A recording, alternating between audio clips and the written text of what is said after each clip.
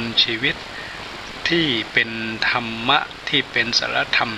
อันวิเศษที่เป็นศีลธรรมที่ถือว่าจะทำให้ผู้ที่นำธรรมะ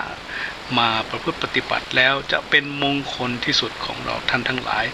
ในวันนี้ก็เป็นมงคลในข้อที่15นั่นคือทานนันจะเอตมังคารมุตตมังการให้ทานเป็นมงคลชีวิตของหมู่คนทั้งหลายของมนุษย์ทั้งหลายท่านผู้ฟังทั้งหลายคนเราถ้าว่าโดยอัธยาศัยแล้วนี่จะมีอยู่2 จำพวกนะ2 ประเภทใหญ่ๆคือพวกเห็นแก่ตัวหนึ่งนะอัธยาศัยพวกนี้จะเป็นลักษณะที่เรียกว่ามีอัธยาศัยจิตใจแคบมีความโลภนะมีความโลภความหลงเป็นนิสัยจ้องแต่จะเอาร่ำไปมุ่งกอบโกยเอาโดยไม่เลือกอันนี้คือพวกที่1พวกที่2คือเป็นพวกที่เรียกว่าเผื่อแผ่อัธยาศัยใจกว้างขวางมีความไม่โลภเป็นนิสัยไม่ชอบเอาคือไม่ชอบกอบโกยไม่ชอบเอาแต่เป็นคนชอบโปรยปลายคิดแต่จะให้นะคิดแต่จะให้คนขัดสนตามโอกาสเมื่อเราสมมติดูตัวของเราเองเนี่ยเราถามดูที่ว่าตัวเราเองเนี่ยเป็นคนที่มีลักษณะอย่างไหนใน2 พวกที่ได้กล่าวไปแล้วนี้ทำไมต้องกล่าวอย่างนั้นก็เพราะว่าการที่พวกเราทั้งหลายได้มีชีวิตอยู่ในโลกเนี่ยเราทุกคนเนี่ยต้องพึ่งพาอาศัยเราต้องมีการให้เราต้องมีการรับที่เราเติบโตมาจนทุกวันนี้ก็เราได้รับจากผู้ที่ให้นะจากคนที่ให้ด้วยเหตุนี้การบำเพ็ญทานจึงถือว่าเป็นการกระทำหรือเป็นสิ่งที่ทุกคนต้องทำไมต้องเป็นอย่างนั้นปราชญ์ท่านได้กล่าวเป็นคติสอนใจว่าควรบำเพ็ญซึ่งทานคือการให้ท่านว่าไว้สวยงาม3 สถาน 1. ให้ของ 2. ให้ธรรมะชนะมาร 3. อภัยทานที่ 3. งามเหลือเกินนี่แหละเราจะได้มาวันนี้เป็นหัวข้อที่สำคัญโดยจัดลำดับในการจะมาพูดคุยกับพวกเราว่าทานคืออะไร1นะ2ประเภทของทานเนี่ยมีอยู่เท่าไหร่3จุดมุ่งหมายในการให้ทานเนี่ยมีจุดมุ่งหมายอย่างไรนะ4ก็คือว่าทานเนี่ยที่ให้แล้วเนี่ยมันไม่ได้บุญเนี่ยนะที่หลายคนให้แล้วทำไมไม่ได้บุญอ่ะเพราะอะไรทำไมถึงไม่ได้นะ5ก็คือว่าวิธีที่จะทำให้เราให้ทานแล้วเนี่ยได้บุญมากต้องทำอย่างไร6ผลของการให้ทานว่าจะทำให้เราเนี่ยได้รับอะไรในการให้ทานในขณะที่ยังมีชีวิตอยู่ก็ดีหลังจากที่เราได้ตายไปแล้วก็ดีและสุดท้ายก็คือว่าอานิสงส์ของการให้ทานเนี่ยอานิสงส์ของการให้ทานมีอานิสงส์อย่างไรและอานิสงส์เหล่านี้จะทำให้เรานั้นได้รับอย่างที่ได้กล่าวไว้หรือไม่ฉะนั้นในวันนี้ก็อยากจะนำศาสนาภาษิตบทหนึ่งที่บอกว่าสัพพทานังธรรมทานังชินาติการให้ธรรมะเป็นทานชนะการให้ทานทั้งปวงนะฉะนั้นแล้ววันนี้ก็ให้เราทั้งหลายได้มานะเรามาเรามาดูมาฟังแล้วก็มาพินิจพิจารณาคิดตามดูซิว่าการให้ทานเนี่ยทำไมถึงเป็นสิ่งที่สำคัญทำไมถึงเป็นสิ่งที่จำเป็นทำไมถึงเป็นสิ่งที่ถือว่าทุกคนที่อยู่ในโลกนี้ถึงต้องมีการให้ทานนะทำไมถึงเป็นอย่างนั้นถ้าไม่ให้ทานแล้วจะเป็นอย่างไรเขาบอกว่าทานเนี่ยการให้ปันแม้นว่าสิ่งที่เราให้ปันจะเล็กจะน้อยจะมากหรือจะมีค่าไม่มีค่าก็อยู่ที่ว่าสิ่งที่ให้ไปน่ะเป็นบุญเป็นคุณเป็นประโยชน์และให้ด้วยความเต็มอกเต็มใจหรือไม่ให้ด้วยกิริยาอาการอ่อนน้อมคือมีความอ่อนน้อมอ่อนโยน ให้ด้วยความให้เกียรติให้ด้วยความศรัทธาเลื่อมใสให้ด้วยความบริสุทธิ์ใจให้ด้วยความเบิกบานใจให้ด้วยความแช่มชื่นยิ้มแย้มแจ่มใสให้ด้วยถ้อยคำไพเราะอ่อนหวานนี่แหละคือทานที่เป็นบุญเป็นคุณเป็นความดีนะเป็นกุศลวัตรที่คนดีที่บัณฑิตทั้งหลายเนี่ยได้มีการกล่าวยกย่องกันซึ่งท่านก็จะเป็นผู้ที่บอกกล่าวให้เราท่านทั้งหลายนี่จะได้รู้ว่าการให้ทานเนี่ยมันเป็นสิ่งที่สำคัญมันเป็นสิ่งที่จะให้ประโยชน์เกิดประโยชน์นะอย่างยิ่งแก่ผู้ที่ให้นะเราท่านทั้งหลายเนี่ยเมื่อเราได้เข้าใจว่าทานคืออะไรทานก็คือการให้ทานก็คือการสละทานก็คือการแบ่งปันทานก็คือการเอื้อเฟื้อเผื่อแผ่ทานก็คือสิ่งที่เราทั้งหลายนั้นได้เป็นผู้ที่มีจิตมีใจแล้วก็มีความมุ่งหมายมีความปรารถนานะมีความต้องการที่จะให้สิ่งใดก็แล้วแต่สิ่งที่ให้เนี่ยก็จะเป็นประโยชน์แก่ผู้ที่ให้นะเป็นประโยชน์กับเขาที่เขาจะได้นำไปใช้ในชีวิตประจำวันไปใช้ในการที่จะทำให้เขาได้มีความสุขเอาไปปฏิบัติเพื่อจะทำให้เขานั้นได้พ้นทุกข์เพื่อจะทำให้เขานั้นได้มีบุญเพื่อจะทำให้เขานั้นได้หลุดพ้นจากสิ่งที่เป็นความทรมานทุกข์ทรมานทั้งหลายนะทีนี้เราทั้งหลายเรามาดูสิว่าเมื่อเป็นอย่างนี้แล้วเนี่ยประเภทของทานเป็นอย่างไรประเภทของการให้ทานนั้นนะทานในทางพระพุทธศาสนาที่อยู่ในมงคลที่15นี่นะทานเนี่ยมีอยู่2ประเภทใหญ่ๆมีอยู่2อย่างใหญ่ๆก็คือว่าอามิสทานและธรรมทานสิ่งของบริโภคหล่อใจผู้ให้ยินดีจัดเป็นอามิสทานอามิสทานก็คือสิ่งของนะสิ่งของที่เราให้นะจะเป็นเสื้อผ้ายาบ้านเป็นสิ่งของกินของใช้สิ่งของที่เอามาเพื่อจะบริโภคเพื่อจะมารับประทานนะก็นี่แหละเขาเรียกว่าเป็นอามิสทานเพราะอามิสทานเนี่ยจะมุ่งหมายถึงสิ่งที่เป็นวัตถุสิ่งของสิ่งที่เป็นสิ่งของสิ่งที่มันเรียกว่าจับต้องได้สิ่งที่มันสามารถจะดูได้เห็นได้นะสิ่งที่จะสามารถช่วยทำให้เรานั้นเรียกว่าเอาไปเป็นสิ่งของแล้วก็เอาไปเป็นสิ่งที่จะทำให้คนได้รับเอาไปกินไปใช้ได้เขาเรียกว่าเป็นอามิสทานประเภทที่2คือธรรมทานธรรมทานนี่เป็นอย่างไรก็ธรรมทานส่วนมากแล้วจะพูดถึงสิ่งของที่เป็นเรื่องเกี่ยวกับความรู้สิ่งของที่เป็นเรื่องของปัญญาสิ่งของที่เป็นเรื่องของการได้ให้เป็นเรื่องของความรู้ความเข้าใจนะเป็นสิ่งที่ถือว่าในเรื่องของอามิสทานเนี่ยมันเป็นสิ่งที่เน้นภายนอกเนาะเน้นในการกินเน้นในการใช้แต่ว่าธรรมทานเนี่ยจะเป็นเรื่องของการให้ความรู้ให้ปัญญาให้ความดีนะให้กำลังใจให้ในสิ่งที่เกิดทางสว่างเกิดแสงสว่างให้ในสิ่งที่ทำให้เกิดพลังนะในการที่จะดำเนินชีวิตในการที่จะอยู่ในการที่จะทำในการที่จะแก้ไขปัญหาอะไรของเขาต่างๆทานโดยประเภททั้ง2อย่างเนี่ยพวกเราจะคุ้นเคยมากส่วนมากเราจะคุ้นเคยกับเรื่องของการให้วัตถุทานกันเนาะให้วัตถุทาน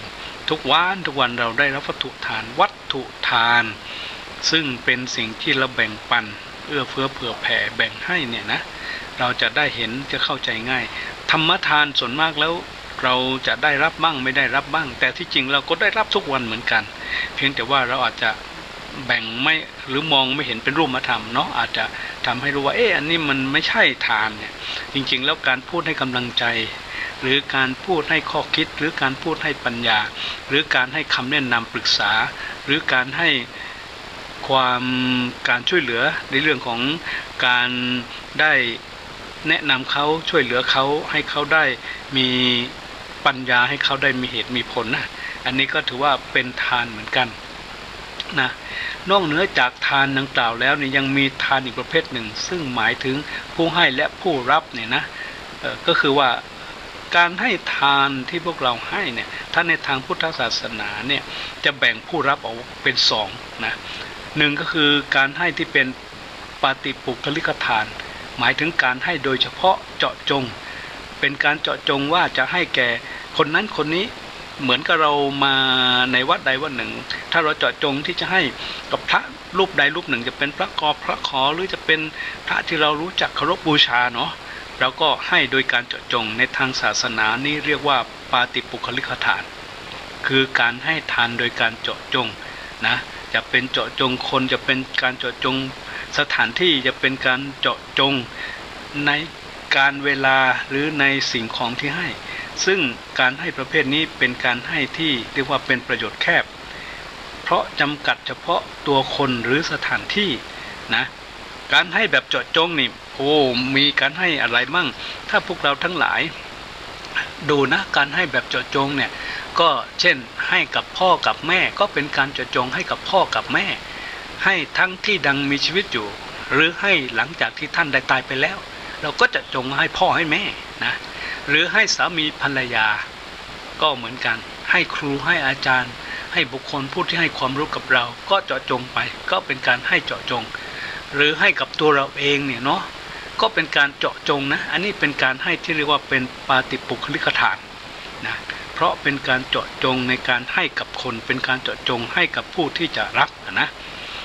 ก็ถือว่าเป็นการให้แต่ว่าการให้แบบนี้เป็นการให้ที่ยังไม่ได้ไปทั่วถึงเพราะเราเจาะจงสำหรับคนที่จะให้เท่านั้นก็จะไม่ทั่วถึงคือจะไม่ทั่วถึงคนอื่นๆด้วยอันนี้เขาเรียกว่าเป็นปาติปุคลิกทานในทางพระพุทธศาสนานะแล้วทีนี้การให้ประเภทที่สองนี่เขาเรียกเป็นการให้ที่เป็นสังฆทานนะการให้ที่เป็นสังฆทานเนี่ยก็คือการให้ที่ไม่ได้เจาะจงว่าจะเป็นพ่อเป็นแม่เป็นครูเป็นอาจารย์เป็นสามีภรรยาเป็นบุตรเป็นธิดาเป็นตัวตนหรือจะไม่ได้เจาะจงว่าเป็นถ้าเป็นในวัดถ้าเราเข้าไปในวัดเนาะก็คือเราไม่ได้เจาะจงว่าจะให้พระรูปใดรูปหนึ่งไม่ได้เจาะจงว่าจะต้องเป็นเจ้าวาดรองเจ้าวาดนะคือเราไม่เจาะจงแต่ให้มันเป็นสังฆทานสังฆทานเนี่ยก็คือการให้ที่เป็นสาธารณทานให้โดยไม่ได้เจาะจงนะจะเป็นข้าวปลาอาหารจะเป็นเสื้อผ้ายาบ้านจะเป็นเงินทองจะเป็นสิ่งของทั้งหลายแล้วก็ให้นะที่เป็นสังฆทานซึ่งสังฆทานเนี่ยถือว่าเป็นมหากุศลจะได้บุญมากกว่าการเจาะจงเพราะการให้อย่างนี้เป็นการให้ที่เราไม่ได้ไปจำกัดหรือไม่ได้ไปเจาะจงเท่านั้นแต่เป็นประโยชน์แก่สาธารณชนเป็นประโยชน์แก่ส่วนรวมเป็นประโยชน์แก่หมู่มากนะการที่พวกเราทั้งหลายได้ให้สังฆทานนี่ไม่ว่าจะถ้าเป็นชาวบ้านนะเช่นเราได้ทำถนนหนทางเข้าไปในหมู่บ้านเราได้ทำถนนหนทางให้กับสังคมให้กับชุมชนเราได้ทำสะพานข้ามแม่น้ำเราได้ทำศาลาที่พักอาศัยเราได้ไปช่วยกันในการทำน้ำทำอะไรให้มันสะอาดเก็บขยะให้มันดูสะอาดอะไรพวกนี้เป็นการให้ทานที่เป็นสังฆทานนะสังฆทานนะเขาเรียกว่าเป็นสาธารณทานซึ่งเป็นการให้ทั่วไปแก่คนหมู่ใหญ่แก่คณะใหญ่นับว่าเป็นประโยชน์กว้างใหญ่ไพศาลอำนวยความสุขความสะดวกความสบายความเจริญแก่ผู้คนแก่สังคมแก่บ้านแก่เมืองแก่ประเทศแก่โลกเนี่ยถือว่าเป็นการให้ที่พระพุทธเจ้าเนี่ยยกย่องว่าการให้เช่นนี้คือการให้ที่เป็นสังฆทานนี้เป็นบุญใหญ่เป็นบุญที่ถือว่าเป็นมหาบุญมหากุศลนะเนี่ยคือการให้ที่เป็นสังฆทานเพื่อส่งเสริมการอะไรเพื่อส่งเสริมให้คนทั้งหลายได้รับประโยชน์ได้ใช้ประโยชน์ได้มีประโยชน์ได้เกิดประโยชน์แล้วก็ทำให้เขาได้เกิดความสุขนะการที่เราทั้งหลายได้เข้าไปให้การอบรมสั่งสอนหรือการปฏิบัติธรรมให้กับคนทุกคนหรือให้กับคนส่วนรวมจะเป็นในชุมชนจะเป็นในโรงเรียนจะเป็นในมหาวิทยาลัยหรือจะเป็นในห้างร้านบริษัทนะก็ถือว่าเป็นการท ทำทานเหมือนกันนะเพราะการทำทานด้วยการให้ธรรมะหรือโดยการได้ไปให้ความรู้ได้ให้สติปัญญาให้แสงสว่างอันนี้เป็นการทำทานให้ทานนะเป็นการให้อย่างเช่นพระอาจารย์กำลังบรรยายธรรมอยู่ขณะนี้ก็เป็นการให้ทานเขาเรียกว่าเป็นธรรมะทานธรรมทานคือทานที่ให้ธรรมะทานที่ให้สติปัญญาทานที่ให้เรื่องของสมาธิภาวนาทานที่ให้เรื่องของการได้มีปัญญาได้มีแสวงคือได้มีพลังเรื่องของความรู้ความเข้าใจก็จะถือว่าเป็นการให้ทานที่เป็นธรรมทานนะที่เป็นธรรมทานอันนี้ก็ถือว่าเป็นสิ่งที่พวกเราทั้งหลายหลายท่านหลายคนก็ได้รู้ได้รับในสิ่งที่เป็นทานสองประการนี้แล้วนะแล้วทีนี้การให้ทานเนี่ยเขาเรียกว่าองค์แห่งทานการให้ปันเนี่ยมันมีความสำคัญอย่างไรทานการให้ปันจะเกิดมีขึ้นได้นั้นต้องพร้อมด้วยองค์3ประการพวกเราเคยสังเกตพวกเราเคยได้คิดดูไหมว่าเวลาที่เราจะให้ข้าวปลาอาหารเสื้อผ้ายาบ้านหรือให้สติปัญญาให้ความรู้กับคนเนี่ยมันจะต้องมีอะไรเคยนึกดูบ้างไหมเราได้นำมานึกบ้างไหมว่าเนี่ยอยากจะให้น้ำสักแก้วหนึ่งให้น้ำสักขวดหนึ่งกับคนคนเนี้ยนะเรานึกบ้างไหมหรือเอาง่ายๆเวลาที่เราเห็นพระมาบิณฑบาตตอนเช้าทุกวันเนี่ยวันนี้เนี่ยอยากจะใส่บาตรกับพระนะเราก็ได้ตื่นแต่เช้าเตรียมประกอบอาหารนะทำอย่างปราณีตทำอย่างสะอาดทำอย่างมีความสุขนะแล้วก็ให้เราเคยคิดไหมว่าเวลาที่เราจะให้อะไรสักอย่างหนึ่งแต่ละครั้งเนี่ยมันต้องมีองค์ประกอบอะไรบ้างรวมเข้ามาจึงทำให้เราตัดสินใจที่จะให้นะในทางพระพุทธศาสนานี่ได้พูดว่าถ้าเราพร้อมด้วยองค์ประกอบ3นะ3อย่างคือสิ่งของที่สมควรจะให้เนี่ยนะสิ่งของที่เราจะให้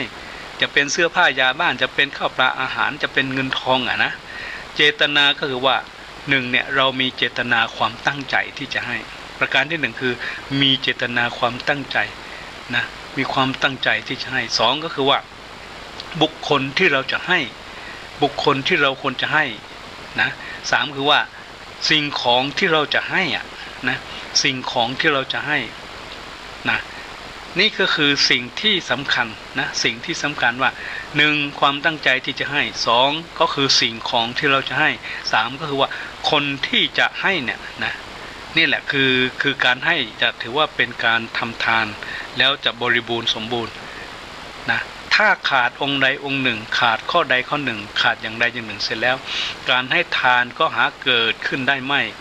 นะหรือไม่คือมันไม่สำเร็จมันไม่ประสบสำเร็จไม่พบความสำเร็จเมื่อไม่มีสิ่งของที่สมควรจะให้แม้จะมีเจตนาที่จะให้และมีผู้สมควรที่จะให้มีพร้อมคนที่จะรับของเรามีอยู่พร้อมแล้วก็ตามการให้ก็ไม่สำเร็จกิจที่จะให้เพราะไม่มีอะไรจะให้ก็คือเราไม่มีสิ่งของที่จะให้นะไม่มีก็คือมันไม่มีอะไรที่จะให้เนี่ยนะสิ่งของที่เหมาะสมสมควรแก่ผู้ที่สมควรจะรับแล้วก็เราก็มีความตั้งใจมีเจตนาที่เป็นความตั้งใจที่จะให้ดีเมื่อมีสิ่งของที่ครบในองค์3นี้แล้วก็ถือว่าการให้นั้นจะเป็นการให้ที่จะสำเร็จประโยชน์จะเกิดประโยชน์นะแล้วก็จะทำให้การให้นั้นมีความสมบูรณ์นะทานการให้จะสำเร็จกิจได้ก็ต้องพร้อมด้วยองค์3ดังกล่าวมาแล้วนะสำหรับผู้ที่จะให้อันนี้เฉพาะผู้ที่จะให้นะผู้ที่จะให้คนไหนที่จะให้อะไรกับใครคนที่จะให้นี่ก่อนให้ต้องเรียกว่าการให้ที่พูดถึงเจตนาการที่จะมีเจตนานั้นต้องมีครบ3ประการนะครบ3ประการในทางพุทธศาสนาเนี่ยได้พูดว่าเจตนาของผู้ให้นั้นมีอยู่3ระยะเวลา3ระยะเวลา1ปุพพเจตนา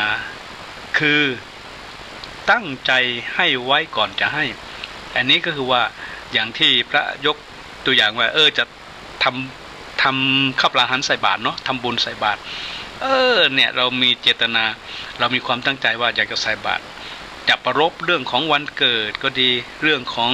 ความสำเร็จในการได้มีงานทำหรือได้เรียนจบหรือ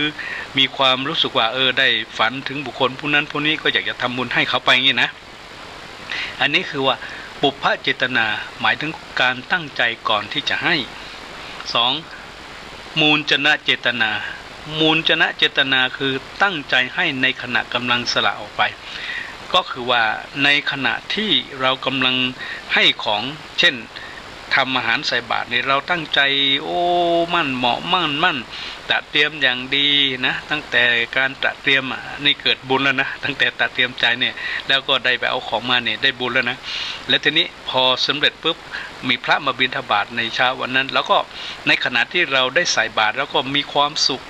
มีความเบามีความสบายรู้สึกว่ามันมีความคือเกิดความสุขนะอันนี้เขาเรียกว่าเป็นมูลจนะเจตนาคือตั้งใจในขณะที่กำลังสละของให้3คือปราประเจตนาปราประเจตนาครั้นให้แล้วก็อิ่มใจทุกขณะที่ระลึกถึงคือยังไงก็คือว่าหลังจากที่เราได้ทำบุญไปแล้วได้รับพรจากพระแล้วเราก็มีความสุขปีติแม่ยิ้มแย้มแจ่มใสแล้วก็มีความสุขอย่างดีอย่างมากอันนี้ก็ถือว่าอันนี้คือเจตนาสำหรับคนที่จะให้บุญหรือจะทำบุญเนี่ยถ้าเรามีว่าก่อนจะให้ก็มีความสุขใจในขณะที่ให้ก็มีความสบายใจหลังจากให้ก็มีความปีติเบิกบานใจเห็นไหมผู้ให้ทานมีเจตนา3ระยะเวลานี้เต็มเปี่ยมเมื่อไหร่ย่อมเป็นคนที่เรียกว่าได้สละความตระหนี่ที่ตนให้ออกไปเป็นการสละในสิ่งที่เป็นบุญออกไปมีน้ำใจเอื้อเฟื้อเผื่อแผ่เจือจานนะแล้วก็ให้ด้วยความเต็มใจให้ด้วยความดีใจให้ด้วยความสุขใจให้อย่างนี้เขาเรียกว่าเป็นการให้ที่จะทำให้การให้นั้นได้มีอานิสงส์ได้มีพลังและก็ได้มีประโยชน์อย่างที่สุดเลยทีนี้เรามาดูว่าลักษณะของทานการให้การปันคือการแบ่งปันให้ทานนั้นนะทานการให้ปันโดยลักษณะมีอยู่3อย่างคือให้ด้วยความสงเคราะห์นะยึดเหนี่ยวน้ำใจเรื่องของการเป็นพ่อเป็นแม่เป็นบุตรเป็นภรรยาเป็นสามีเป็นครูเป็นอาจารย์เป็นกัลยาณมิตรหรือเป็นญาติพี่น้องหรือคนเป็นเพื่อนอะไรก็แล้วนะให้ด้วยความอนุเคราะห์นะเป็นการให้ด้วยความอนุเคราะห์จะเป็นการให้แบบมีความเมตตากรุณาให้แล้วก็ให้ผู้รับมีความสุขมีความเจริญมีความอยู่ดีกินดีนะให้เขาได้มีกินมีใช้หรืออยากให้แก่ผู้ตกทุกข์ได้ยากแก่ผู้ที่มีความจนมีความลำบากมีความค้นแค้นนะอันนี้เขาถือว่าเป็นการให้แบบเรียกว่าให้แบบมีความเมตตากรุณาด้วยการให้แบบอนุเคราะห์นะพูดง่ายๆก็คือเป็นการอนุเคราะห์นะเป็นการอนุเคราะห์แล้วทีนี้การให้ต่อมาคือเป็นการให้แบบบูชาคุณเป็นการให้แบบบูชาคุณ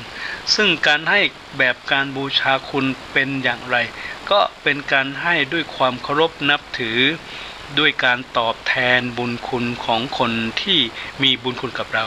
จะเป็นพ่อเป็นแม่เป็นครูเป็นอาจารย์เป็นญาติผู้ใหญ่หรือจะเป็นใครที่เคยช่วยเหลือเรามานะเราก็ให้ด้วยการบูชาคุณเขานะให้ด้วยการบูชาคุณเขาซึ่งตรงนี้ก็คือว่าถ้าจะกล่าวโดยรวมก็คือว่าลักษณะของการให้มีอยู่3อย่าง1ให้ด้วยการสงเคราะห์นะคือการให้ด้วยการสงเคราะห์ก็คือเป็นการให้แบบว่าเป็นทั้งที่เรารู้จักเขาทั้งที่มีบุญคุณกับเราก็ให้ด้วยการสงเคราะห์ให้ด้วยการอนุเคราะห์อันนี้ก็คือว่าให้ด้วยความเมตตากรุณาปรารถนาให้เขาได้พ้นทุกข์นะจะเป็นคนที่รู้จักไม่รู้จักก็ตามทีรวมแม้กระทั่งสัตว์นะจะเป็นหนูเป็นควายเป็นนกเป็นไก่อะไรพวกเนี้ยนะแต่ว่าการให้ที่เป็นการบูชาคุณตรงนี้เป็นการให้ที่เจาะจงเลยแหละว่าบุคคลที่มีบุญคุณกับเรานะเราก็ให้ด้วยการบูชาคุณการให้โดยการสงเคราะห์เนี่ยเป็นธรรมะเครื่องยึดเหนี่ยวน้ำใจกันและการเรียกว่าสงเคราะห์ ซึ่งมีอยู่4ประการในการสงเคราะห์กันนี่นะการให้ด้วยความสงเคราะห์นั้นก็คือให้เพื่อร้อยรัดใจเพื่อเป็นสัมพันธไมตรีเพื่อรวมกันให้เป็นหมู่เป็นคณะให้เอื้อเฟื้อเห็นแก่คือเห็นอกเห็นใจกันและกันรักใคร่เคารพนับถือสนิทสนมกันและกันเนี่ยประการที่น้ำเนี่ยเขาเรียกว่าน้ำที่มันประสานเชื่อมให้ติดให้ต่อให้เหนียวให้แน่นให้รวมกันและยึดเรียกว่ายึดเอาสิ่งที่มันไม่ดีเนี่ยออกทิ้งไปให้เหลือไว้สิ่งที่ดีให้เหลือไว้สิ่งที่จะเป็นคุณเป็นประโยชน์นะจะเป็นคุณเป็นประโยชน์เนี่ยคือเขาบอกว่าการกระจายไปนั่นนะคือกระจายอะไรสิ่งที่เรากระจายให้เข้าไปคือทานนะการให้ปันพึงสังเกตว่าเราให้ทานให้ปันเนี่ยเราให้ทานให้ปันกับใครก็แล้วแต่กับสิ่งไหนก็แล้วแต่เป็นการให้ด้วยการสงเคราะห์หรืออนุเคราะห์หรือให้ด้วยการบูชาคนนะอันนี้ก็ถือว่าเป็นการให้เพื่อจะทำให้เราทั้งหลายได้เข้าใจนะนี่เขาถือว่าเป็นการให้โดยการสงเคราะห์นะคือการให้เป็นทาน2เปยวัชชะให้คำพูดดูดดื่มจับใจคือให้วาจาไพเราะอ่อนหวานทำให้ผู้พูดเป็นที่รักของผู้ที่ฟังและให้วาจาประกอบด้วยประโยชน์ให้คือทำให้ผู้เข้าใจพูดยึดเหนี่ยวน้ำใจของผู้ฟังไว้ได้ให้ที่เป็นปัญญาก็คือให้ความรู้ให้แสงสว่างให้สิ่งที่จะเป็นพลังในการทำให้เขาได้มีความรู้ความเข้าใจกับการที่เขาทั้งหลายจะได้ไปแก้ไขปัญหาหรือทำให้เขาได้เห็นทางสว่างของชีวิตให้เขาสามารถเอาปัญญาเอาแสงสว่างไปแก้ไขอุปสรรคปัญหาหรือสิ่งที่เป็นความทุกข์ของเขาให้เขาได้มีความสว่างให้เขาได้พ้นจากความทุกข์นั้นนะซึ่งตรงนี้นี่แหละเขาเรียกว่าเป็นการให้ที่เป็นเปยวัชชะคือการให้ด้วยคำพูดอ่อนหวานให้ด้วยคำพูดสงเคราะห์ให้ด้วยคำพูดที่ปรารถนาดีให้ด้วยคำพูดที่จะทำให้เกิดพลังเกิดกำลังจิตกำลังใจนะอันนี้คือการให้ที่2 3อัตถจริยาให้การทำที่เป็นประโยชน์คือช่วยค้นขวายในกิจการของกันและกันให้สำเร็จจะเป็นการชักกันนำกันในทางไปทำประโยชน์ส่วนรวมนะไปทำในสิ่งที่เกิดความสะอาดในหมู่ในชุมชนนะจะเป็นเรื่องขยะจะเป็นเรื่องธรรมชาติสิ่งแวดล้อมจะเป็นในเรื่องของการช่วยกันสิ่งที่เป็นสาธารณะในสังคมในหมู่บ้านในเมืองนะเราก็ช่วยกันเนี่ยเขาเรียกว่าเป็นการทำแบบอัตถจริยาคือทำที่เป็นประโยชน์นะทำในสิ่งที่มันเกิดประโยชน์เกิดคุณ4สมานตตาก็คือว่าให้ความมีตนเสมอในหน้าที่พึงทราบหน้าที่ในที่นี้ได้แก่ความนอบน้อมความนับถือหรือขนบธรรมเนียมที่พึงเห็นในหมู่คนที่ปฏิบัติต่อกันจะเป็นผู้หลักผู้ใหญ่จะเป็นพ่อเป็นแม่จะเป็นผู้ที่เราเป็นญาติหรือจะเป็นเพื่อนอะไรก็แล้วแต่เนาะเราก็ต้องมีการปฏิบัติตน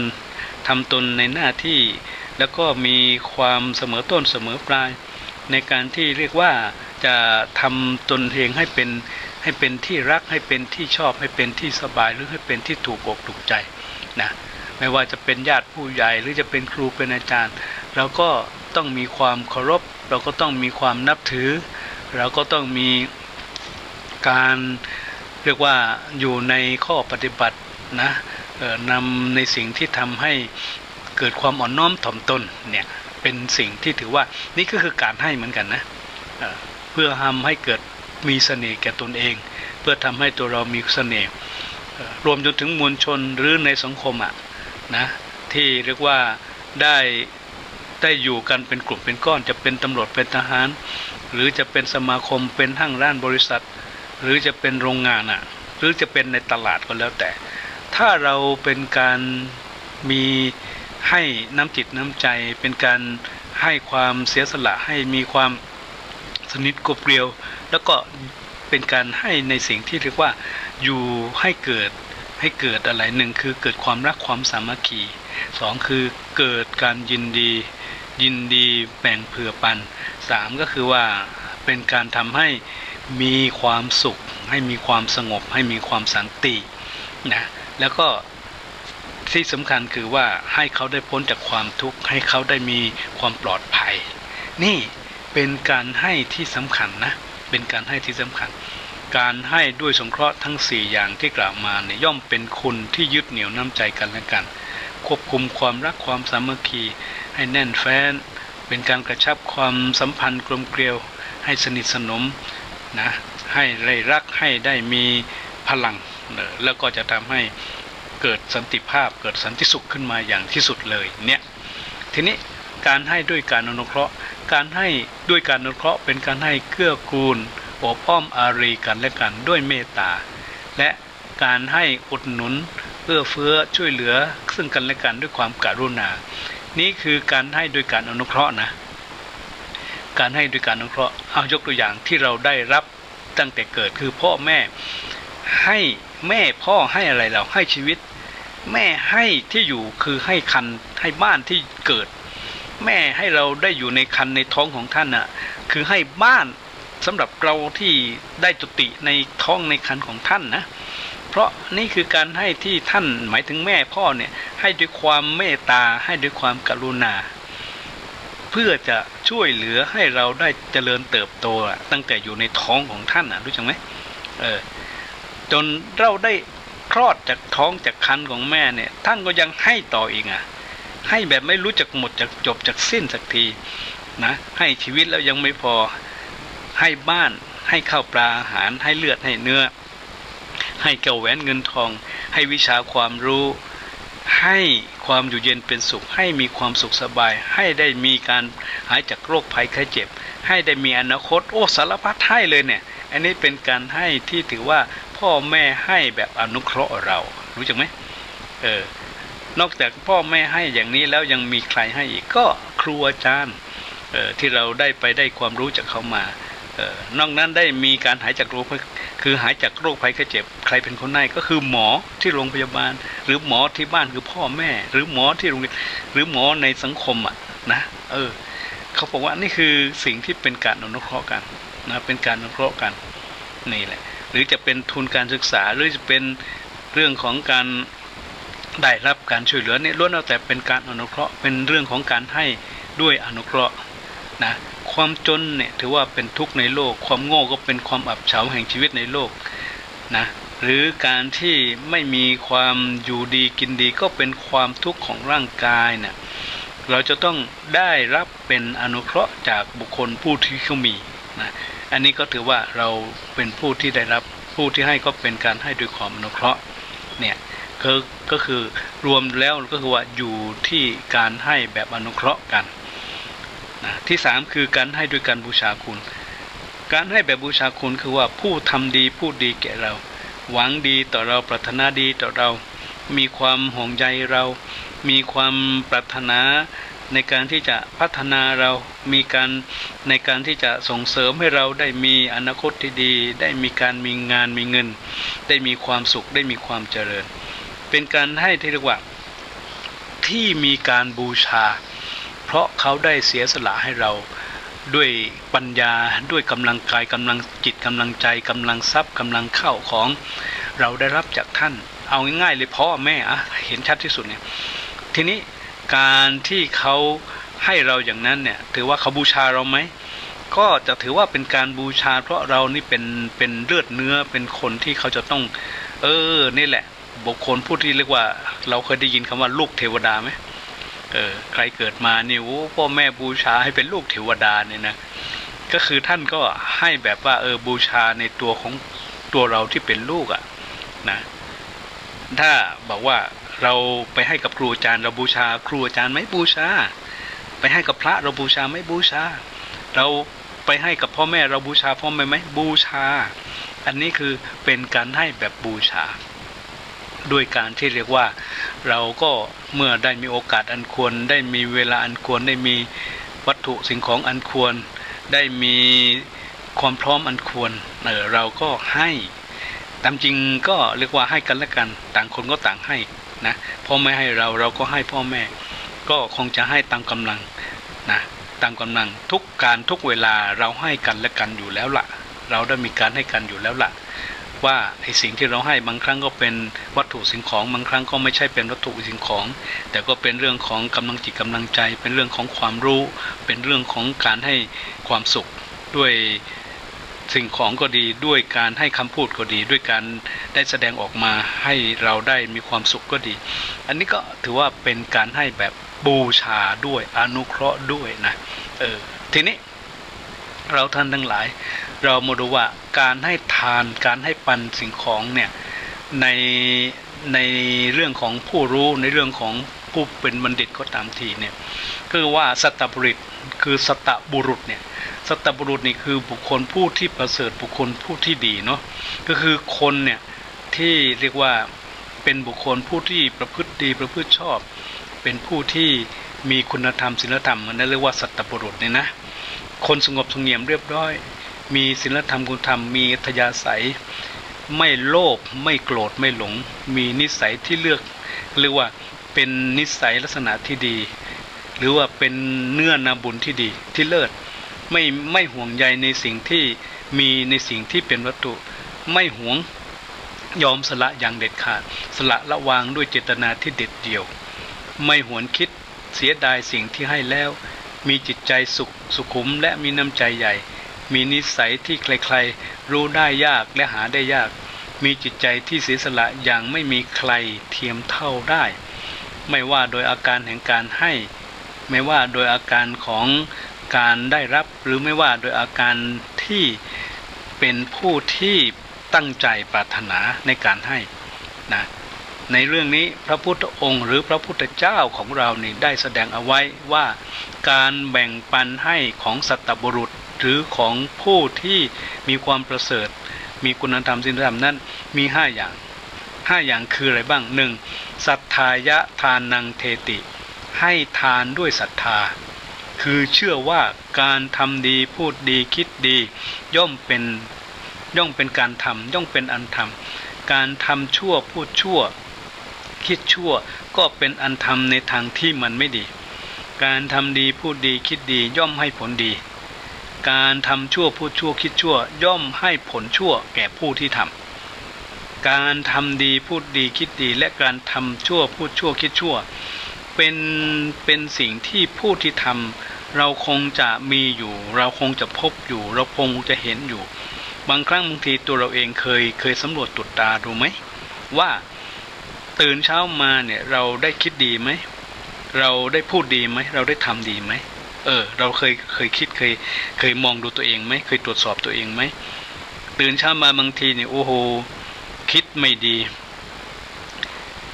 พูดไม่ดีแล้วก็ทำไม่ดีมีไหมเราลองคิดดูนะบางทีคิดดีแต่เวลาปลุกไปนี่พูดไม่ดีมันก็ทำให้เราไปทำไม่ดีบางทีนี่คิดดีพูดก็ดีแต่ทำแล้วมันทำไม่ดีอ่ะนะเคยไหมบางทีคิดไม่ดีเวลาคิดไม่ดีแต่พอพูดนี่พูดดีนะแล้วก็ทำดีด้วยนะบางทีนี่คิดไม่ดีพูดก็ไม่ดีแต่ทำดีอ่ะเห็นไหมบางทีนี่คิดก็ไม่ดีพูดก็ไม่ดีทำยิ่งไม่ดีเราเคยไหมอย่างนี้เคยไหมฉะนั้นการที่ใครก็ตามทีเราต้องมีความเชื่อเรียกว่าศรัทธาในการที่เราจะทำถ้าเราต้องการทำให้การทำที่เป็นทานของเรามันดีเนี่ยก็ต้องมีความศรัทธานะศรัทธาอย่างยิ่งศรัทธาคือความเชื่อคือความเคารพนับถือคือความเรียกว่ามีใจความมีใจนะ 2. สักกจะทานังเทติให้โดยความเคารพคือให้ด้วยความนอบน้อมด้วยความอ่อนน้อมด้วยความอ่อนโยนด้วยความละมุนละม่อมเป็นการเรียกว่ากายก็อ่อนน้อมวาจาก็อ่อนหวานใจก็อ่อนโยนคือ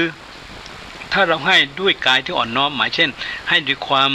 เรียบร้อยนะยกมือไหว้ยกมือกราบเนี่ยคือเรียกว่ากายก็อ่อนน้อมวาจาอ่อนหวานคือพูดด้วยความอ่อนหวานพูดด้วยความไพเราะกล่าวด้วยความอ่อนหวานกล่าวด้วยความไพเราะอันนี้คือกายอ่อนหวานใจอ่อนโยนคือยังไงก็ด้วยความเคารพด้วยความสบายใจด้วยความปิติใจด้วยความภูมิใจด้วยความเต็มใจรู้จักไหมนี้เขาเรียกว่าเป็นการให้ที่เป็น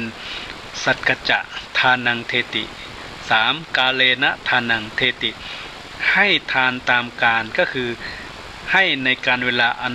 สมควรเหมาะควรเช่นเวลาที่เราจะให้กับพระกับเนนอาหารตอนเช้าเราก็ให้ในการบิณฑบาตใช่ไหมอาหารบิณฑบาตนี้ให้ตอนเช้านะ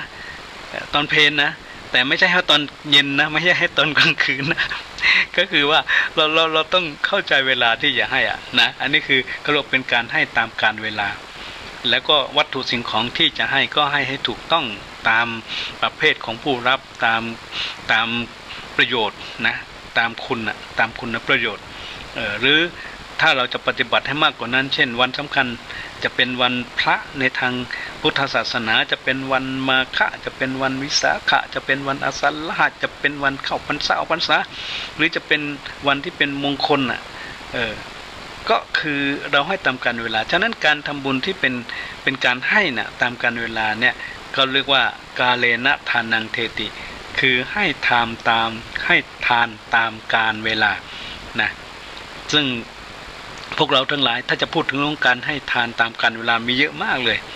นะจะเป็นวันเสาร์อาทิตย์ก็เป็นทานตามกาลเวลาจะเป็นวันสำคัญในศาสนาก็เป็นทานทางการเวลาจะเป็นวันขึ้นปีใหม่วันตรุษจีนเป็นวันอะไรก็คือเป็นการให้ตามกาลเวลาการให้อย่างนั้นก็เรียกเป็นการให้ตามกาลเวลา4. อนุคหิตาจิตเตนะทานังเทติให้ทานด้วยจิตอนุเคราะห์คือให้เกื้อหนุนโอบอ้อมอารีด้วยเมตตาการไปบังคับข่มขู่เอาของคนโน้นคนนี้มาเพื่อที่เราจะได้ไปทำบุญให้ทานนะอันนี้ก็คือว่าเป็นการให้ที่เราให้ด้วยการไม่กระทบตัวเองคือไม่ทำให้ตนเองเดือดร้อนไม่ทำให้ตนเองเนี่ยเป็นหนี้เป็นสินไม่ทำให้ตนเองหมดเนื้อหมดตัวแล้วก็ไม่ทำให้คนอื่นเขาต้องมาเป็นหนี้เป็นสินต้องมาบาปต้องมาเป็นทุกข์ทรมานอะไรกับเราด้วยอันนี้ก็ถือว่าเป็นการให้ที่เป็นเรื่องของการอยู่ในกฎในเกณฑ์ว่าให้ด้วยกันไม่กระทบกระเทือนตนและคนอื่นเขานะและจะทำให้เรานั้นได้สำเร็จขึ้นมาเนี่ยทีนี้ทานสมบัตินี่เป็นยังไงเขาบอกว่าทานการให้ในศาสนามีความมุ่งหมายอยู่สองอย่างคือให้เพื่อทำคุณกับเป็นการทำให้เพื่อทำบุญในทางพระพุทธศาสนาเนี่ยถ้าจะเอาง่ายๆเลยคือ2 อย่างสำหรับการให้ที่พวกเราให้กันอยู่ในปัจจุบันเนี่ย1ให้เพื่อทำคุณประโยชน์ที่เป็นคุณเป็นประโยชน์กับผู้ที่ได้รับ2ให้เพื่อเป็นการทำบุญเป็นบุญนะการแบ่งปันข้าวปลาอาหารน้ำกินขนมนมเนยที่ให้กับคนเนี่ยนะในบ้านในเรือนในวัดในโรงเรียนในห้างร้านบริษัทหรือให้ของขวัญให้ของรางวัลกับคนหรือการให้ของชำร่วยหรือเป็นการให้ของที่ระลึกแก่หมู่คนทั้งหลายนี่เป็นการให้เพื่อทำคุณทำประโยชน์ให้ที่เป็นบุญเป็นคุณเนี่ยนะคือเป็นคุณเป็นประโยชน์ส่วนการให้เพื่อโทษเขาเรียกว่าเป็นการเพื่อเพิกถอนความเห็นแก่ตัวเพิกถอนความตนีทีเหนียวถอนความโลภเนี่ยนะออกจากใจออกจากตัวเนี่ยนะยกใจเนี่ยนะยกใจของเราที่ต่ำนี้ให้มันสูงขึ้นไปแล้วก็ทำให้ใจมันบริสุทธิ์สะอาดนะคือการให้แบบนี้เป็นการให้ที่ถือว่าเป็นการให้เพื่อทำบุญนะเป็นการให้เพื่อทำบุญนะทีนี้สมบัติทานสมบัติ3อย่างที่ผู้ให้เนี่ยทำแล้วเนี่ยหรือให้เพื่อทำบุญเนี่ยจะมีอยู่3อย่างด้วยกันสำหรับเราผู้ที่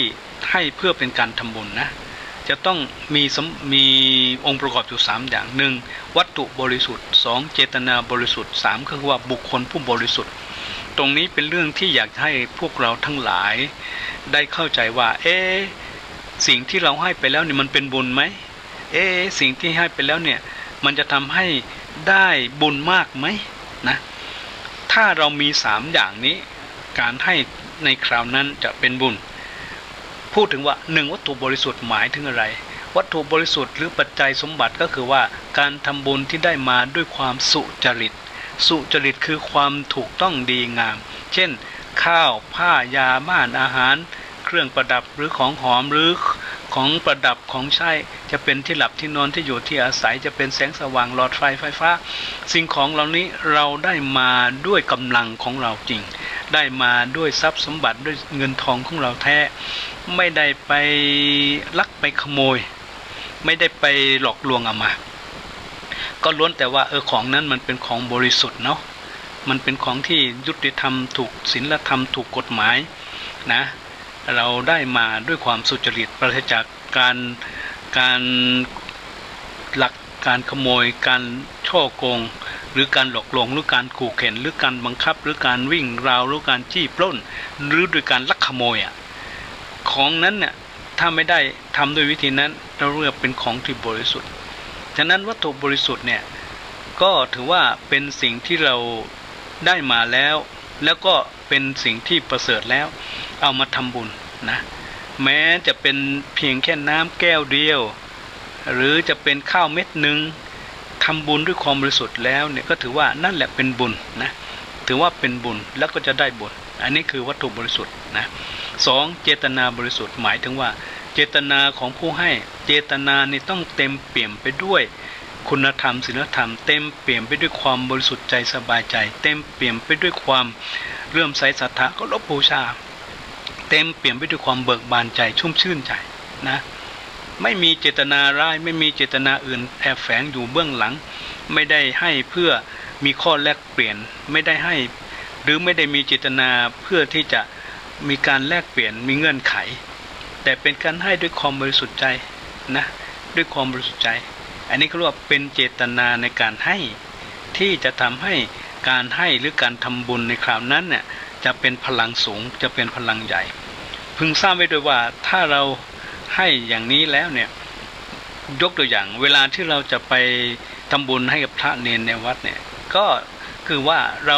ามีเจตนาว่าเป็นการให้สังฆทานเนาะเป็นการให้เพื่อไม่ได้เจาะจงแก่ใครแล้วก็เป็นการทำให้ด้วยความเต็มใจนะด้วยความดีใจด้วยความสบายใจด้วยความสุขใจด้วยความแช่มชื่นเบิกบานใจอันนี้เขาเรียกว่าเป็นเจตนาที่บริสุทธิ์นี่คือสิ่งที่เรียกว่าองค์ประกอบที่สำคัญอย่างหนึ่งทีนี้องค์ประกอบที่3คือบุคคลบริสุทธิ์หมายถึงว่าผู้ที่จะได้รับสิ่งของที่เราเอาไปให้ผู้ที่ได้รับของที่เราให้นั้นถ้าผู้รับนั้นเป็นผู้ที่มีความบริสุทธิ์ยังไงหนึ่งบริสุทธิ์ด้วยการมีศีลมีธรรมด้วยการมีคุณธรรมด้วยการได้ประพฤติปฏิบัติธรรมที่ดีด้วยการได้เขาเรียกว่าได้เป็นผู้ที่มีบุญจริงอันนี้ก็คือว่าผู้รับเป็นผู้มีความบริสุทธิ์ถ้าผู้รับได้มีความบริสุทธิ์อย่างนั้นแน่นอนว่าการให้ของเราจะทำให้เราเนี่ยได้เป็นผู้ที่มีแล้วก็ได้เป็นผู้ที่เกิดได้เป็นผู้ที่ประเสริฐแล้วก็ได้เป็นผู้ที่ได้ผลอานิสงส์อย่างที่สุดดีอย่างที่สุดกับการให้ที่เราให้อันนี้เขาถือว่าเป็นสิ่งที่สำคัญนะเป็นสิ่งที่สำคัญฉะนั้นก็อยากจะให้เราท่านทั้งหลายเนี่ยได้เข้าใจว่านี่แหละเป็นสิ่งที่ประเสริฐแท้ประเสริฐจริงประเสริฐแล้วที่ถือว่าการให้ทานของเรานั้นจะเป็นพระอานิสงส์สำคัญที่ยิ่งใหญ่จะเป็นพระอานิสงส์ที่ยิ่งใหญ่ในการที่เราได้ให้เมื่อเราได้มีพระอานิสงส์ได้กระทำอย่างนั้นแล้วเนี่ยแน่นอนมันเป็นสิ่งที่ประเสริฐแล้วก็จะเกิดพลังก่อเกิดสิ่งที่เป็นบุญกับพวกเราอย่างที่สุดได้อย่างแน่นอนซึ่งเป็นเรื่องที่สำคัญและก็เป็นเรื่องที่จำเป็นในการที่เราท่านทั้งหลายจะทำให้เกิดเป็นบุญเป็นกุศลอย่างแน่นอนนะอย่างแน่นอนฉะนั้นแล้วนี่วิธีของการที่เราทั้งหลายได้ทำบุญและจะได้บุญก็คือการให้อย่างที่ว่านี่ว่าหนึ่งถ้าเราทั้งหลายในฐานะที่เป็นผู้ให้เนี่ยเราได้มีวัตถุที่บริสุทธิ์ได้มีเจตนาที่บริสุทธิ์ได้มีบุคคลผู้ที่รับในทางของเราได้บริสุทธิ์นี่เป็นวิธีที่จะทำให้เราได้บุญนะจะทำเราได้เกิดบุญมีบุญนะจะทำให้เราได้เป็นผู้ที่สามารถให้บุญได้รับบุญมากได้ทีนี้การที่เรียกว่าได้รับบุญมากโดยการที่มีวัตถุบริสุทธิ์แล้วเจตนาที่บริสุทธิ์แล้วก็คือว่าบุคคลผู้ได้รับก็มีความบริสุทธิ์แล้วมันล้วนแต่เป็นบุญอย่างยิ่งที่สุดเลยเป็นบุญที่สุดเลยฉะนั้นเนี่ยถ้าจะกล่าวโดยว่าก่อนให้เรามีใจเริ่อมใสศรัทธาเป็นทุนเดิม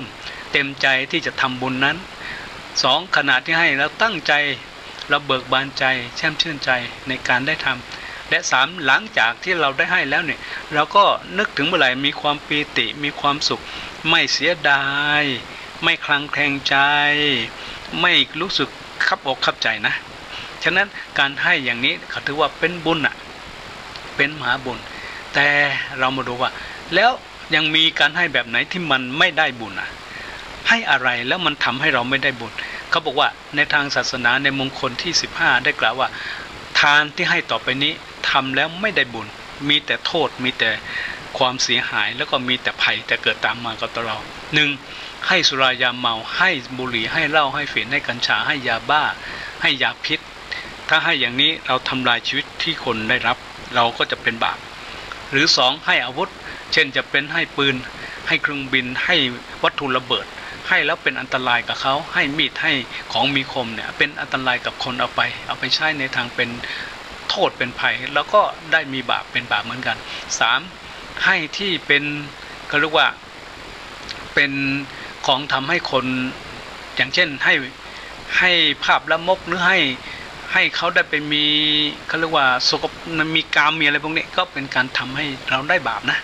ให้เขาไปมีกามให้เขาได้มีความใคร่ให้เขาได้ไปทำอะไรที่มันเสียเงินเสียเวลาเสียสุขภาพอ่ะอันนี้ก็คือว่าเป็นการให้แล้วทำให้เราได้บาปอ่ะไม่ได้เกิดบุญไม่ได้เป็นบุญไม่ได้เป็นประโยชน์นะก็ถือว่าเป็นบาปกับเราฉะนั้นแล้วเนี่ยตรงนี้เป็นเรื่องที่สำคัญที่อยากจะให้เราท่านทั้งหลายเนี่ยได้มาคิดนะได้มาสติคือได้มีสติคิดได้มีปัญญาคิดแล้วก็ได้มีจิตใจที่ต้องคิดแล้วชีวิตที่เราให้มันจะเกิดบุญเกิดประโยชน์คนที่ได้รับสิ่งที่เราให้ก็จะเกิดบุญเกิดประโยชน์เหมือนกันกับเรานี่เป็นสิ่งที่ถือว่าสำคัญนะเป็นสิ่งที่ถือว่าสำคัญฉะนั้นแล้วเนี่ยก็ฝากไว้นะว่าการให้ที่สำคัญนี้มันเป็นสิ่งที่เราทั้งหลายต้องใช้สติใช้ปัญญานะถ้าเราได้ใช้สติใช้ปัญญาแล้วนี่แน่นอนการให้ตรงนั้นจะเกิดพละนิสงส์ผลบุญอยากจะฝากจากคติข้อคิดของบัณฑิตหรือปราชญ์ท่านได้ฝากว่าผู้ให้ด้วยใจใสพิสุทธิ์ให้เป็นจุดเริ่มต้นควรค้นหาให้อามิตรเป็นทานธรรมดาให้ธรรมะดีกว่าสิ่งอื่นใดให้สิ่งใดด้วยใจที่ใสสดให้ช่วยลดความโลภความอยากได้ให้มิหวังผลตอบแทนสบายใจให้อภัยเป็นสิ่งดีที่ควรทำผู้ที่ให้ย่อมเห็นเป็นที่รักผู้ที่ให้ประจักษ์ใจอิ่มหนำผู้ที่ให้ก่อบุญเกื้อหนุนนำผู้ที่ให้ย่อมสุขล้ำอยู่ภายในการมอบให้ด้วยใจอันพิสุทธิ์ย่อมผ่องผุดงามงดจิตสดใสธรรมะอื่นจักงอกงามตามกันไปขอเชิญให้ทุกท่านทำทานด้วยใจเถิดนี่ก็เป็นสิ่งที่ขอฝากพวกเราเอาไว้นะเพื่อจะทำให้เวลาที่พวกเราตั้งใจในการจะทำซึ่งบุญทำซึ่งกุศลทำซึ่งทานมันก็จะทำให้เกิดพละนิสงส์จากการให้อย่างที่สุดและอย่างมากขึ้นเราก็จะเป็นผู้ที่ถือว่ามีแต่ความสุขร่ำมีแต่ความสุขล้นเราจะเป็นคนประเสริฐเราจะเกิดในภพในชาติไหนก็จะมีแต่ความอยู่เย็นเป็นสุขเรียกว่าเหลือกินเหลือใช้ไม่ต่ำกว่าคนไม่จนกว่าใครมีแต่จะได้มีแต่จะร่ำรวยมีแต่จะพ้นจากทุกข์มีแต่จะเป็นผู้ที่พบแต่ความสุขความเจริญและบันเทิงในธรรมเข้าถึงธรรมเราจะอยู่ในขณะที่เราอยู่มีชีวิตอยู่ในโลกก็จะมีแต่ความสุขอย่างล้นล้ำหากแม้นว่าได้ละกายสังขารจากโลกนี้ไปแล้วก็จะมีแต่บุญที่จะนำทำให้เราไปอยู่ในสวรรค์ชั้นฟ้าเขาบอกว่าทรัพย์สินอื่นใดในโลกนี้ซึ่งเราได้ทำเมื่อเราได้ทำเราได้รับมันก็จะหมดไปในโลกที่เราอยู่อาศัยมันตามเราไปไม่ได้เงินทองที่เราได้มีมากหรือยศถาบรรดาศักดิ์ที่เราได้มีเยอะที่เราได้มีขั้นมีตำแหน่งอย่างมากมายตายแล้วเอาไปไม่ได้สักอย่างเลย นะเราทิ้งไว้ในโลกนี้ก็เหมือนกับว่าเราได้มาเพื่อได้ใช้ได้ชมเมื่อเราได้ตายแล้วก็ทิ้งให้คนอื่นเขาได้รับแล้วได้ชมเหมือนกันสิ่งหนึ่งที่ตามเราไปที่เป็นทรัพย์สมบัติอันประเสริฐเป็นทรัพย์ภายในเป็นทรัพย์ที่เรียกว่าไม่มีใครจะเอาของเราไปได้คือบุญนะบุญนะทานก็เป็นบุญนะเนี่ยเป็นสิ่งที่จะตามเราไปทุกภพทุกชาติทุกที่ทุกหนทุกแห่งทุกการทุกเวลาทุกเวลานะจึงอยากจะฝากพวกเราทุกคนว่าการทำอย่างนี้มีแต่จะได้กับได้ไม่มีเสียคือการให้อย่างที่ว่าไปแล้วนั้นฉะนั้นก็ขอฝากทุกคนว่าขอจงน้อมนำธรรมะของพระสุคตนำพุทธพจน์นะที่พระพุทธเจ้าแสดงเหตุกุศลการให้ทานหวานบุญอุดหนุนตนแต่ละคนคิดทานเพราะการใดการให้เพราะพบประสบพลัดจึงแบ่งปันคือยังไงการให้เพราะพบประสบพลันจึงปันแบ่งให้เพราะแรงคำขู่เกินอยู่ไหวหรือทานคืนคนที่มีน้ำใจตอบแทนให้พระคุณกรุณเราบางคนให้เพราะคาดได้รับตอบเต็มใจมอบให้ก่อนคงย้อนเย้าบั้งให้ทานเป็นสีชีวาชาวให้เพราะเข้าใจว่าพระมาบิณฑทานเพราะหวังชื่อเสียงเลี่ยงหรือยศหวังจรดเกียรติไกรไร้คำหมิ่นให้เพราะเพื่อขัดเกลาเฉาจินทานทั้งสิ้นสำเร็จได้ตามเจตนานำก็ขอฝากพวกเราว่าในตรงนี้เราจงให้ด้วยใจบริสุทธิ์ให้ด้วยความบริสุทธิ์แล้วเราจะได้ความสุขที่สุดนั่นแหละคือการให้ที่เป็นการให้ที่เป็นมงคลในทางศาสนาวันนี้เวลาหมดเวลาก็ขอนำรายการพุทธรักษาบูชาพ่อจากพวกเราไปไว้พบกันในคราวหน้าวันนี้ก็ขอให้เราจงมีความสุขโดยทั่วหน้าให้ด้วยความเต็มใจด้วยการเวลาแล้วก็ขอให้เรานั้นได้มีความสุขล้นขอให้เราได้มีความสุขล้ำอยู่ในธรรมตลอดกาลตลอดไปธรรมะสวัสดี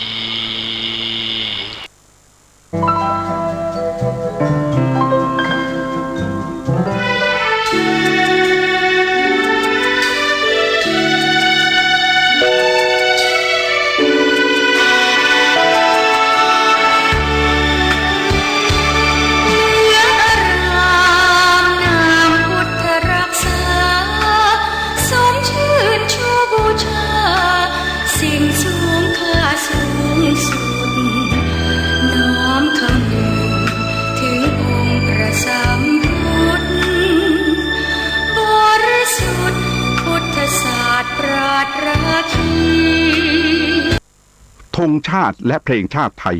เป็นสัญลักษณ์ของความเป็นไทยเราจงร่วมใจยืนตรงเคารพธงชาติด้วยความภาคภูมิใจในเอกราชและความเสียสละของบรรพบุรุษไทยประเทศไทยรวมและเชื้อชาติไทยเป็นประชารัฐผ้าไทยของไทยทุกส่วนอยู่ดำรงคงไว้ได้ทั้งมวลด้วยไทยล้วนหมายรักษาพันยิ่งไทยนิรักสงบ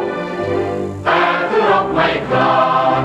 เอกราชจะไม่ให้ใครคุมขีสละเลือดทุกอย่างเป็นชาติทะเลพลังประเทศชาติไทยต้องมีชัยชโย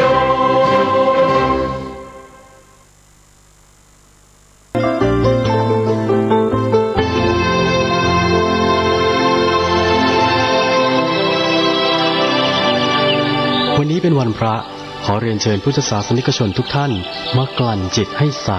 กลั่นใจให้เป็นบุญด้วยการให้ทานรักษาศีลและเจริญจิตภาวนาน้อมจิตให้เข้าถึงพระรัตนตรัย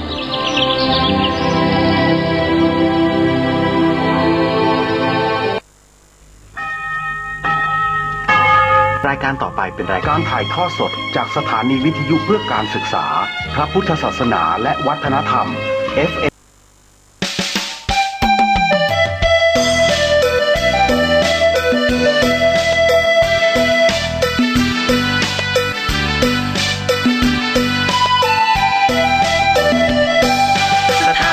วิทยุสสวส่งเสียงเลือนอดังพอประมาณ FM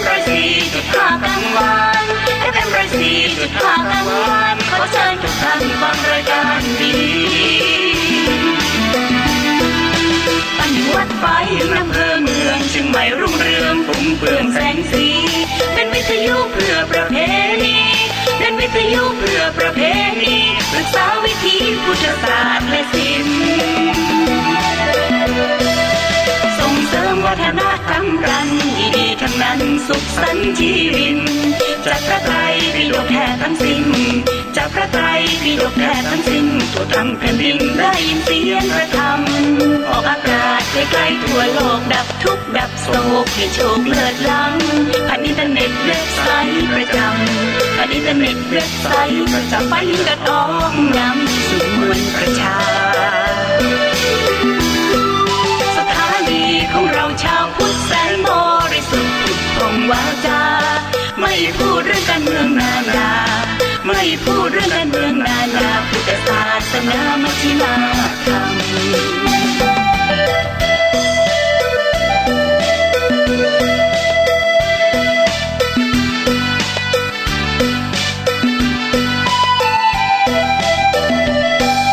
สถานีวิทยุสสวส่งเสียงเลือนอดังพอประมาณ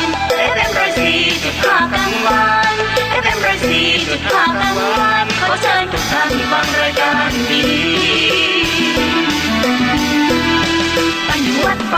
อำเภอเมืองเชียงใหม่รุ่งเรืองฟุ้งเฟื่องแสงสีเป็นวิทยุเพื่อประเพณีเป็นวิทยุเพื่อประเพณีศึกษาวิถีพุทธศาสตร์และศิลป์ส่งเสริมวัฒนธรรมกันดีๆทั้งนั้นนี้ก็ขาดข้องทางเทคนิคก็ไม่ได้มาปะกับท่านผู้ฟังก็โดยเหตุว่าไปสาธารณกิจทั้งวันเป็กมารู้สึกเพลียจริงๆแล้วก็มานั่งอยู่ในห้องส่งก็นึกใจว่าจะต้องออกรายการปะพี่น้องท่านผู้ฟังแต่ว่ามีขัดข้องทางเทคนิคเกี่ยวกับทางเน็ตนิดหน่อยก็กว่าจะแก้ไขก็อาจจะล่าไปหน่อยโดยอ่านว่าควรจะพักผ่อน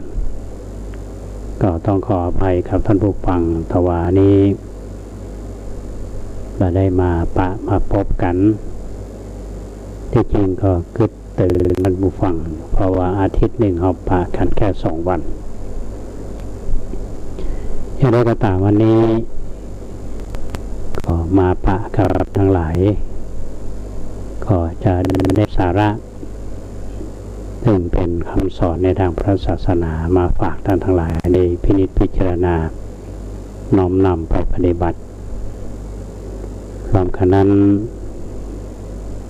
วันนี้ก็เป็นวันสำคัญวันหนึ่งสำหรับบุคคลที่เรายกย่องเป็นวันสำคัญที่เราจะต้องจำมาไว้ส่วนจะเป็นวันสำคัญ